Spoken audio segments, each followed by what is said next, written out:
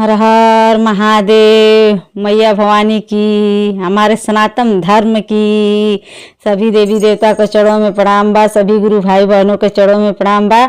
हमारा प्रणाम स्वीकार करें, जो गलती हो माफ़ करें। आए दीदी लोग, कैसे गीत बाई कौन भाव में देखी लो। एगो शिष्या रह तड़ी तो एगो शिष्या से पूछा तड़ी, उन्हों को मन बा शिष्या बने के, तो शिष्या लोग से कैसे पूछा तड़ी या कैसे कह तड़ी हमके है सब चाहें, कैसे उनको एकदम दिल लाग गइल बा कि हम शिष्या बनम सब कुछ रख के ही। तो देखी लो कौनी भाव में पूछा तनी। नमः शिवाय के मालावा दिला दे शिष्या, नमः शिवाय के मालावा दिला दे शिष्या, नमः शिवाय के मालावा दिला दे शिष्या, नमः शिवाय के मालावा जपल करब दिन रतिया, नमः शिवाय के मालावा दिला दे शिष्या, जपल करब दिन रतिया, नमः शिवाय के मालावा दिला दे शिष्या, जपल करम दिन रतिया, नमः शिवाय के मालावा दिला दे शिष्या। तो कैसे कहतनी।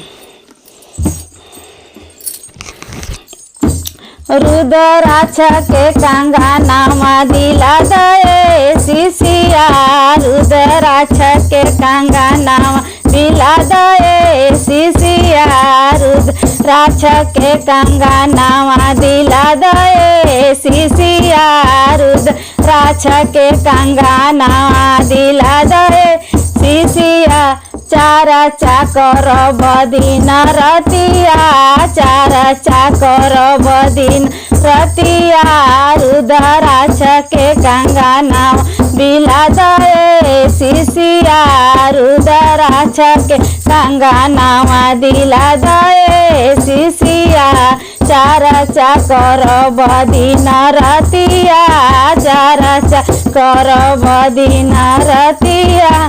तो कैसे मांगा तारी, कैसे एगो शिष्या से सब कुछ पूछा तारी या कैसे कह तारी कि हमहू के सब दिला दी, हमहू करम चर्चा। नमः शिवाय के मालावा दिला दे शिष्या, नमः शिवाय के मालावा दिला दे शिष्या, नमः शिवाय के मालावा दिला दे शिष्या, जपल करब दिन रतिया, जपल करब दिन रतिया, नमः शिवाय के मालावा दिला दे शिष्या, नमः शिवाय के माला दिला दे शिष्या।